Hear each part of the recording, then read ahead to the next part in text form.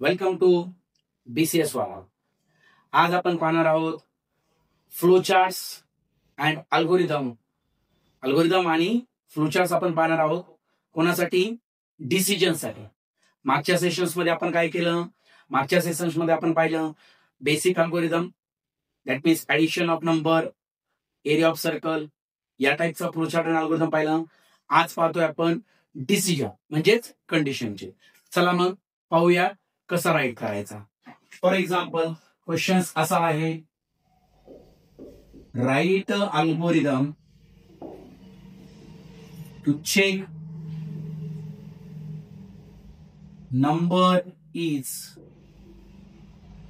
Positive और negative. Simple.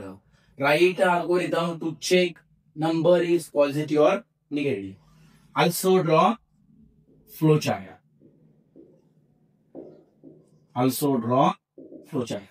That means काय करायचं आपल्याला एक नंबर ऍक्सेप्ट करायचा आहे आणि तो काय चेक करायचा आहे, पॉझिटिव्ह आहे का निगेटिव्ह आहे. तर सिंपल थिंग्स आहे. जेव्हा नंबर पॉझिटिव्ह असतो दॅट मीन्स तो अबो कुठे असतो, 0 असतो, बरोबर. आणि जर नंबर बिलो 0 असेल तर तो काय असतो, निगेटिव्ह. मग अल्गोरिदम कसा राईट करणार आपण? स्टार्ट. किती व्हॅल्यू ऍक्सेप्ट करावी लागते आपल्याला? एक व्हॅल्यू ऍक्सेप्ट करायची. मग काय म्हणणार? Accept number N. एन हा नंबर ऍक्सेप्ट केला. थर्ड स्टेपला गेलो. थर्ड स्टेपला काय म्हणणार? इफ जर N is a greater than 0, म्हणजे काय, एन ची व्हॅल्यू जर 0 पेक्षा ग्रेटर असेल दे, तर काय सांगायचं, display N is positive number. म्हणजे काय डिस्प्ले करणार आपण? एन कोणता नंबर आहे? Positive number. जर एन ची व्हॅल्यू ग्रेटर दॅन 0 नाही म्हणजेच काय, अदरवाईज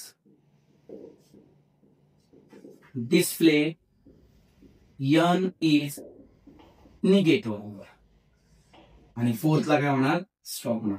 आता पहा, यामध्ये 0 नंबर तो निगेटिव्ह दाखवेल, कारण आपण काय म्हटलंय, ग्रेटर दॅन म्हटलंय. फक्त 0 नंबर हा ना पॉझिटिव्ह आहे ना निगेटिव्ह आहे. तरी पण आपण काय केलं, दोनच कंडिशन्स घेतल्या, तिसरी घेतली नाही. 0ची कंडिशन्स घ्यायची असेल तर ती पण घेता येते, बट आपण फक्त पॉझिटिव्ह निगेटिव्हचं पाहतोय म्हणून एवढंच ठेवलंय. काय चेक केलं? एक नंबर ऍक्सेप्ट केला, तो चेक केला. जर तो ग्रेटर दॅन 0 म्हणजे 0 पेक्षा मोठा असेल तर आपण काय सांगितलं, नंबर इज अ पॉझिटिव्ह.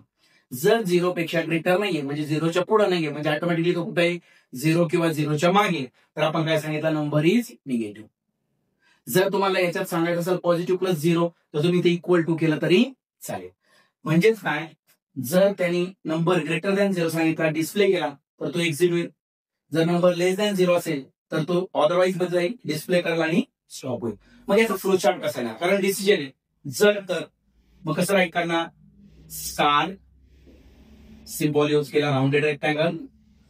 त्यानंतर ऍक्सेप्ट करायचं म्हणून आपण काय घेतला, सिम्बॉल घेतला, हा ऍक्सेप्ट नंबर एन. मग हा नंबर चेक करायचा म्हणून काय घेतलं, डायमंड सिम्बॉल घेतला. आणि काय चेक केलं, इफ एन ग्रेटर दॅन 0. आता एन ग्रेटर दॅन 0 म्हटल्यानंतर दोन गोष्टी, एन ग्रेटर दॅन 0 असेल तर काय आणि एन ग्रेटर दॅन 0 नसेल तर काय, बरोबर आहे नाही. मग मी याला दोन फ्लो घेतो, ट्रू आणि तिकडे कोणता घेतो, फॉल्स. म्हणजे जरी एन ग्रेटर दॅन 0 झाला तर आपल्याला काय डिस्प्ले करायचंय, display N is positive number. आणि जर फॉल्स झाला तर आपल्याला काय डिस्प्ले करायचंय, डिस्प्ले एन इज निगेटिव्ह. आणि दोन्हीपैकी काही जरी झालं तरी तो कुठे येणार, स्टॉपकडे आला जाईल. लक्षात आलं? एकदम सोपे टेक्निक. नंबर ऍक्सेप्ट केला, इफ ऑदरवाईज टाकलं. जर हे ट्रू असेल तर हा एक्झिक्यूट करेल, स्टॉप होईल. जर हे ट्रू नसेल तर ऑदरवाईज मध्ये जाईल आणि स्टॉप होईल. डायमंड सिम्बॉल मधून काय केले, दोन फ्लो दिले. ट्रू असेल तर कुठे जाईल, फॉल्स असेल तर कुठे जाईल. ओके.